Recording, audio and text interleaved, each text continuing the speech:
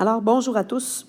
Première méthode de factorisation à voir ensemble aujourd'hui, qui est un début du module de factorisation. C'est une méthode, la mise en évidence simple, la méthode que je dois regarder avec vous aujourd'hui, qui est une méthode que vous avez brièvement vue en troisième secondaire. Mais bien évidemment, on prend le temps, on prend quelques instants pour y revenir, pour s'assurer que ces bases-là sont solides pour la suite. Donc, la mise en évidence simple, essentiellement, la technique, c'est de décomposer en deux facteurs.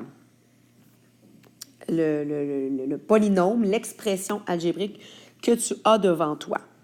Donc, premier exemple, 4AB plus 6B. Pour décomposer ça en deux facteurs, essentiellement, on doit mettre quelque chose en évidence.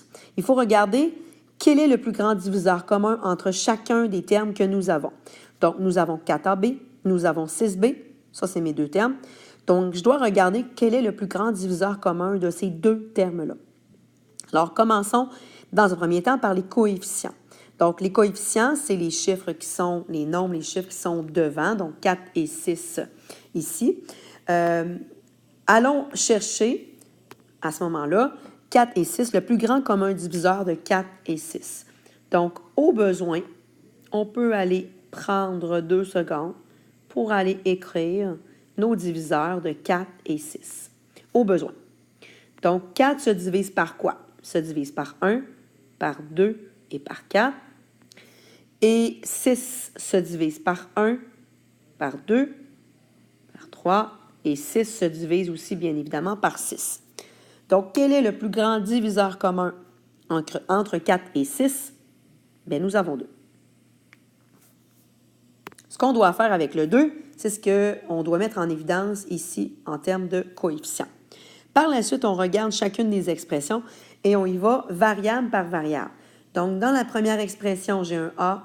Dans le premier terme, j'ai un A. Dans le deuxième terme, je n'ai pas de A, donc impossible de mettre ça en évidence. Par contre, dans le premier terme, j'ai un B et dans le deuxième terme, j'ai un B. Donc, possible ici de mettre un B en évidence.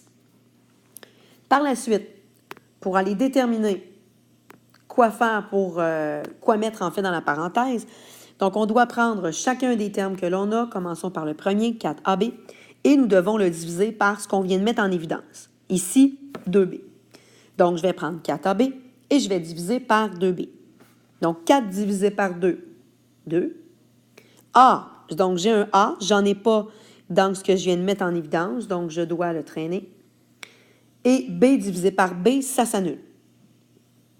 Par la suite, je dois faire le même travail, mais avec mon deuxième terme.